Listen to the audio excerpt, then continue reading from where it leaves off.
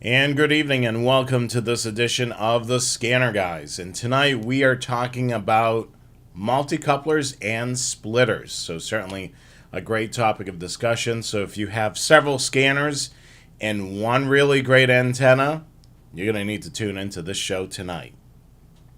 So let's take a dive into tonight's presentation. We also want to remind you, if you're watching us for the very first time, make sure you subscribe to the YouTube channel.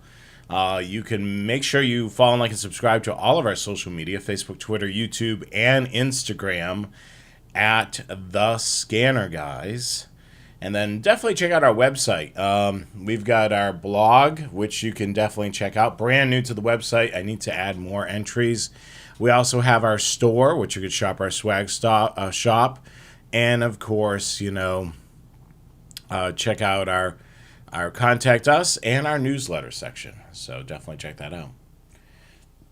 Without further ado, let's talk about multicouplers and splitters. So we have a wide variety of them on the screen right now. Let's take a look at what we've got here. So we've got multicouplers and splitters. These are available, of course, at Scanner Master. So there's an affiliate link down on the bottom of this video if you're watching it on YouTube, where you'll be able to click there and then be able to look at accessories or antennas and be able to find multicouplers and splitters. So we've got a couple of things that we're going to cover tonight. So the SP1300 splitter is an inexpensive option for running two scanners to share one antenna. This is not a powered device, but this is definitely something that'll do the job for two scanners. We're going to show you how that all wires up in a moment. And then our ever so popular Strasbourg multicouplers. And these come in 4, 8, and 16 port multicouplers. So that basically means there's an input coming down from the antenna. And then with jumper cables, it's distributed amongst 4, 8, or 16 scanners.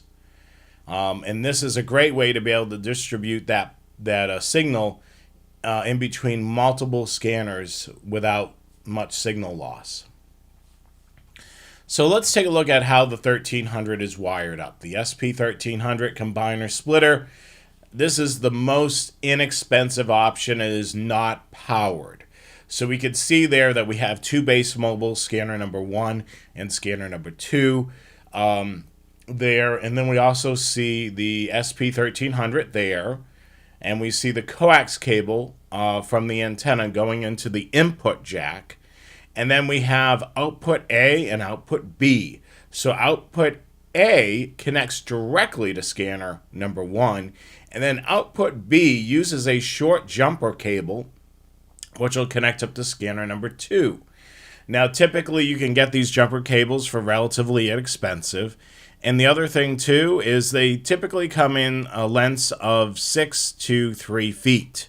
So depending on how long of a run, you may need a shorter cable if the scanners are right next to each other. If there's a little bit of distance, maybe you need the 6-foot jumper. But remember, if the scanners are close together and a 3-foot will do the 3-foot. You want to be able to do the shortest cable possible so you can eliminate as much signal loss as possible. Now, the SP1300 is designed to be able to share the signal in between two scanners. Excuse me. So this is certainly something that I would highly recommend. So if you have only two scanners, this will do the job perfectly well. Let's take a look at the Strasbourg and how those all are connected. So remember that they have options for a 4, 8, and 16 port multicoupler. Now remember, the more ports, the more expensive the device is going to be. This has a little bit more to it. So this device is powered, and it does have a larger price tag. So it's not as cheap as the 1300. So it'll certainly hit your pocketbook a little bit more, or wallet a little bit more. So let's start at the top of the diagram. So basically there's a coax cable coming in from, of course, the antenna, connecting to a jack that's on the other side of the multicoupler, which we can't see.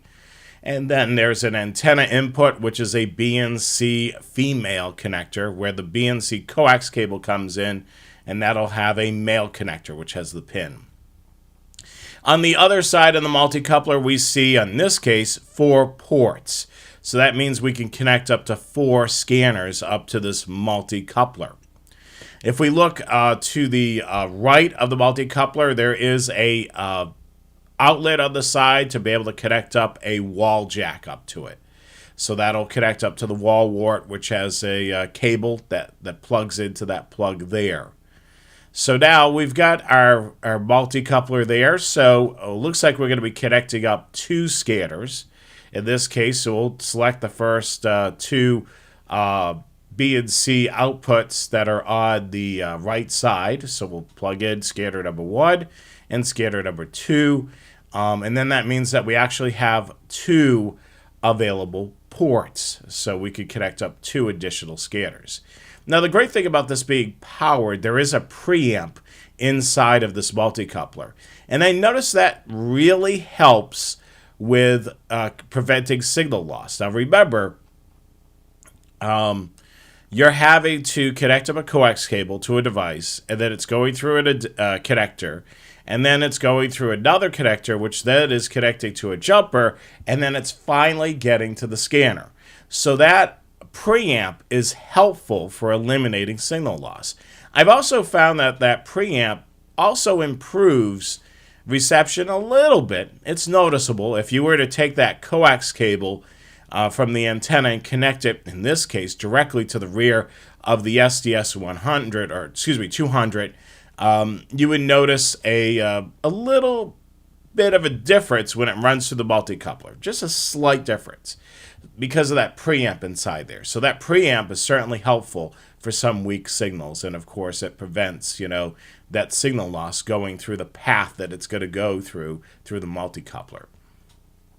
So if you were to purchase the 4-port multicoupler, what I would recommend doing is also purchasing the amount of jumper cables that are needed. Since there's 4 ports in this one displayed here, I would purchase 4 jumper cables. Now, you may right now only have 2 scanners that you want to connect up to this multicoupler, but you may want to connect up your portable at some point. Or if you've got a couple of portable radios, you may want to connect them up to the multicoupler. So it's always handy to kind of have those ready to go in case you purchase another scanner, or you want to connect up a portable radio, or a friend comes over your house and they want to try their scanner on your multicoupler that's connected up to your roof antenna. Then you don't have to keep disconnecting and reconnecting, the scanners from the multicoupler. Typically what I do in my shack is I have an extra port or 2 on my multicoupler. So I'll have a 6-foot jumper that's just dangling, and that's available. So if I want to connect up my portable scanner up to this multicoupler, I have the ability to do so.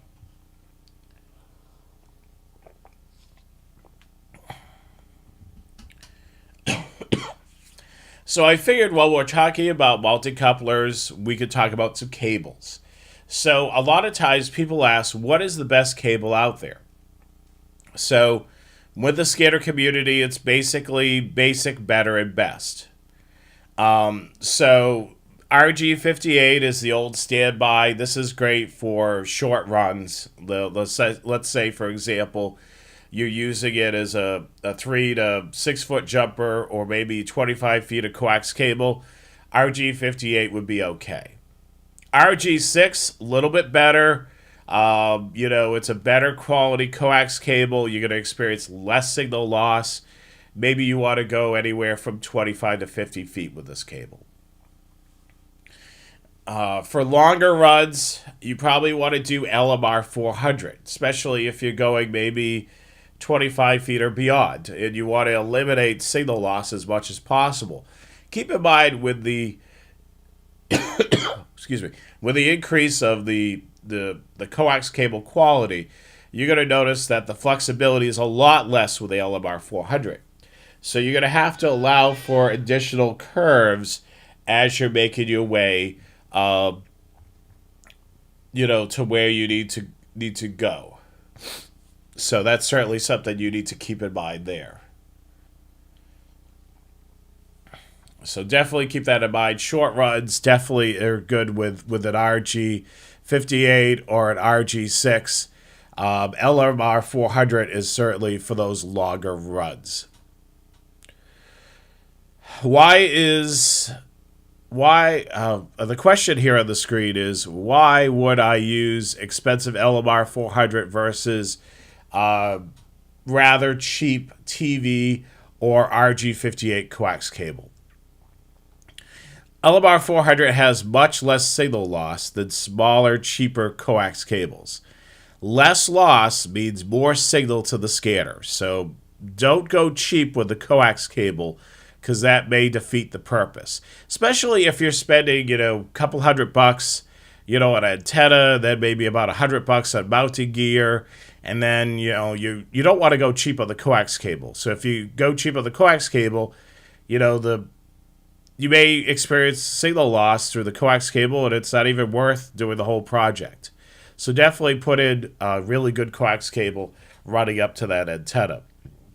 So for my example, what I recommend is, running the LMR 400 from the antenna to the multicoupler, and then at that point, since you're doing short runs, RG58, 3-foot, 6-foot jumpers will suffice. That'll be perfectly fine.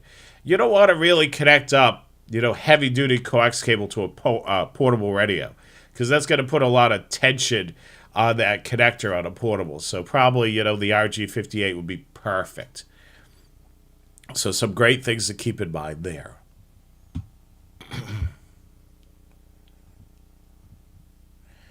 Connectors. There's several different connectors. We've done shows about connectors, but I wanted to give you some of the common connectors.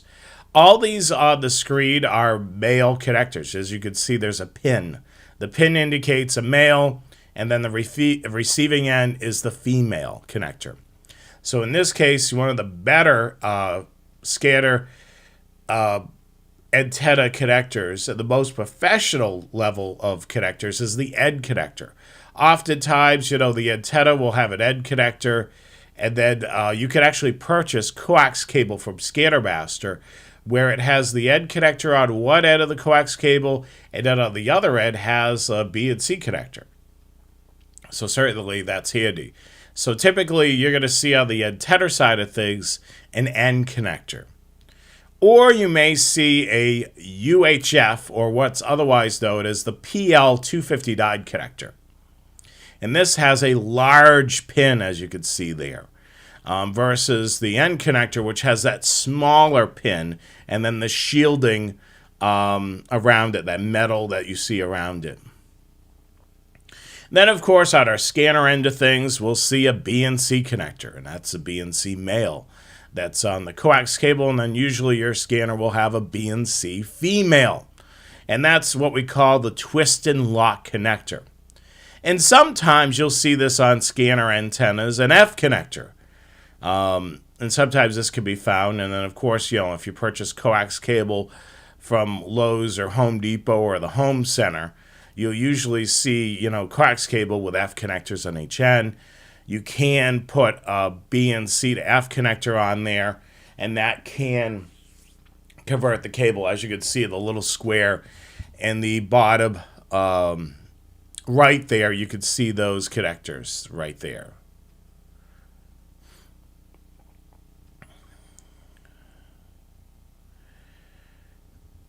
So Brandon asked about, is it possible for us to use multiple connectors to reverse by using a couple of antennas on run radio? We don't recommend, putting on multiple antennas on one radio. And you want to be careful with using multiple connectors. Every time that you add a connector, it creates signal loss. So it certainly creates an issue. So definitely keep that in mind as well. Let me just see. Rod mentions in the past he's used a Radio Shack TV preamplifier. and has the ability to split the signal. Yeah, that has probably worked pretty well. I mean, I know a lot of people have used something like that as well.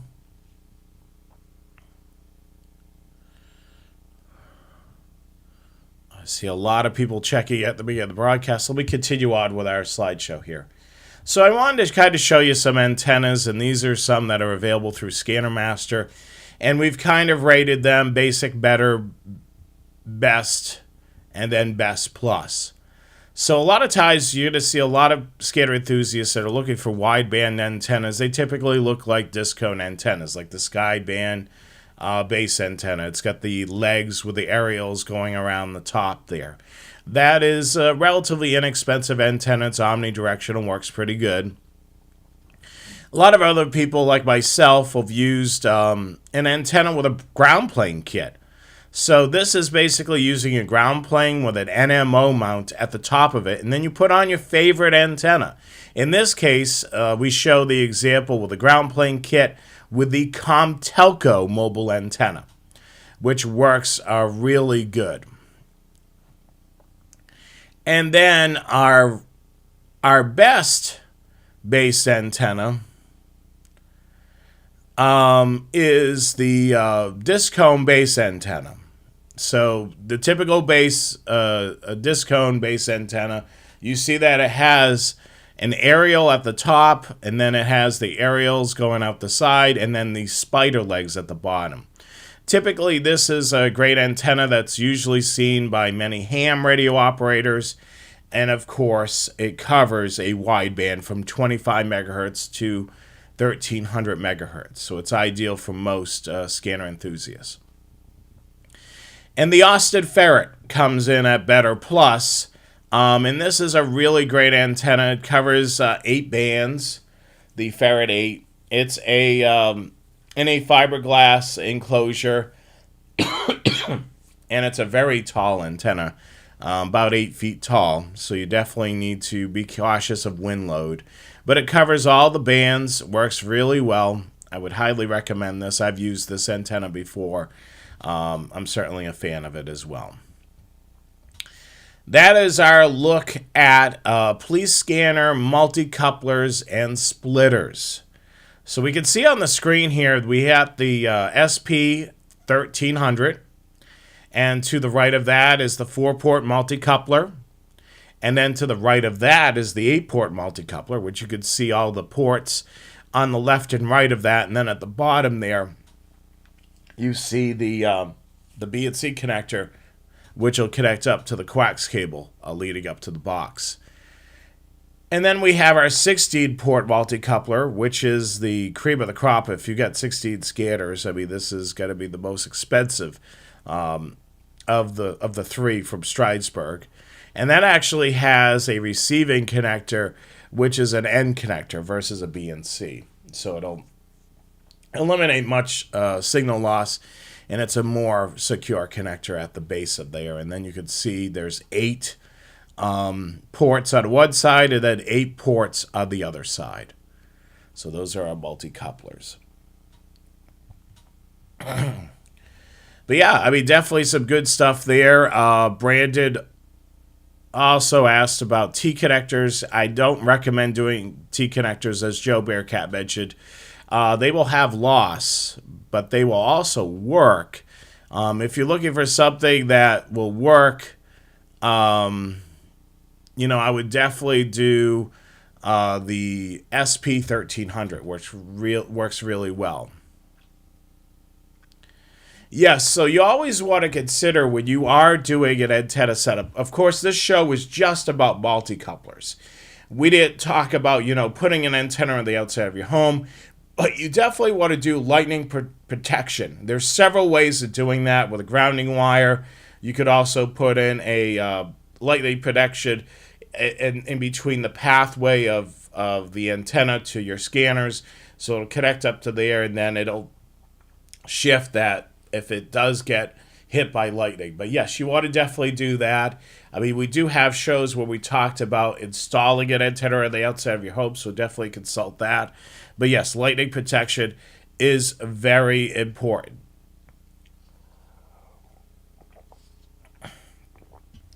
Any other questions or comments before we wrap up tonight's presentation?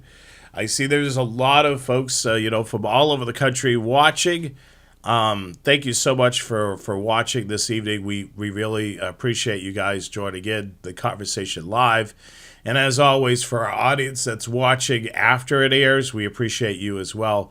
So definitely, post anything that you like in the comments if you're watching this after the live show.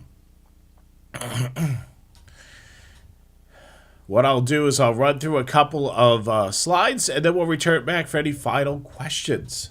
So let me go back to the slideshow. This was tonight's presentation. Please scan our multicouplers and splitters, which was a short, quick, and fun topic to be able to talk about. So remember that the Scanner Guys are brought to you by viewers like you. So when you're shopping the Scanner Master merch store, that also helps us as Scanner Guys merch store. Scanner Master doesn't have a merch store. Make sure that you check out the Scanner Guys merch store. We have hoodies, t-shirts, stickers. We even have hats, all types of cool stuff on our store. And now the Scanner Master affiliate link is down in each one of our video descriptions. So if you're looking to purchase a scanner or accessories, make sure you use that affiliate link. We end up getting a little bit of the sale, which helps us for the streaming software that we use to pay that annually and whatever other things that we need to do to be able to keep this show coming to you monthly on the YouTube channel here.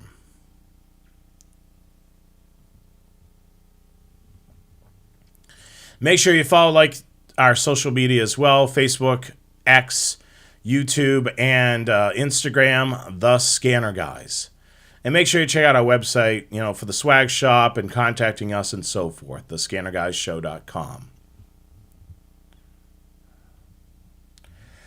So that was tonight's presentation. We talked about police scanners, multicouplers, and splitters. Now, a thing that I often get is, why do you name the shows with police scanners? I've gotten this question a lot in the comments in many of my videos.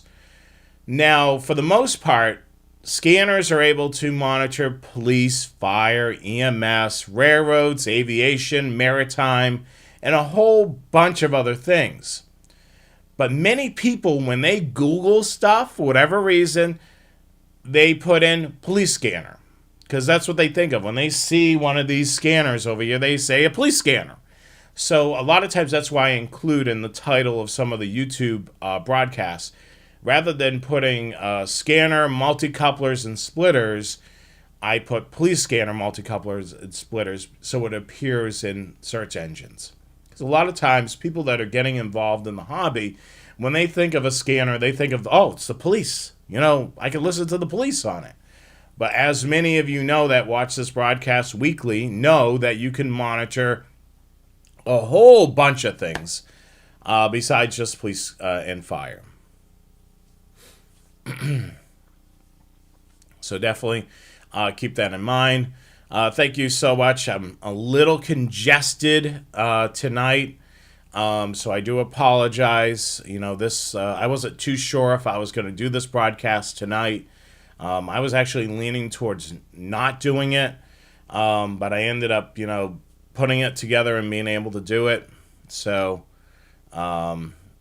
exactly. Joe Bearcat mentions in the chat, when you put in just scanners, a lot of times you'll get flatbed scanners, for copying documents or scanning photographs, things like that. So that's why a lot of times, I put into the title, and usually it's folks from the UK that like to ask, why do you call it a police scanner?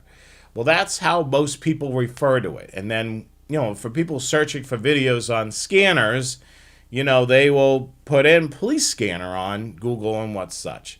But yeah, it's a multi-band receiver. It's a public service monitor. There's a whole bunch of other things that it's called, but vast majority are going to call it a police scanner. Any other questions before we wrap it up for tonight?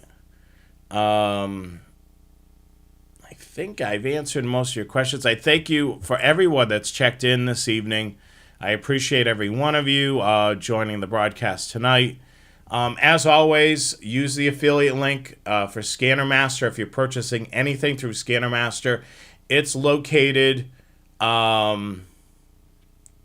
located at each one of the videos that you can see there.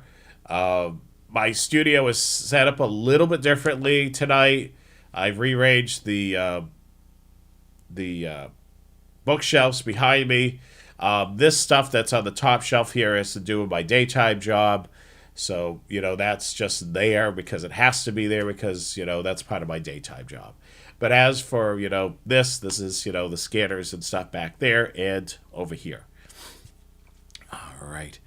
Well, I thank you so much for everybody joining the broadcast. I hope that you have a great evening. We'll catch you again next week for Trade Aficionado Live. We've done several produced videos. I believe the next show will be live and we'll cover a pretty cool topic. So if you're a fan of both shows, definitely tune in next Wednesday night, 8 p.m. Eastern Time on the Trade Aficionado YouTube channel. Make sure you follow, like, and subscribe to our social media as well, and have a great evening. Thanks again for joining me tonight. Be safe. We'll catch you again next week on Trade Aficionado Live. Have a great night.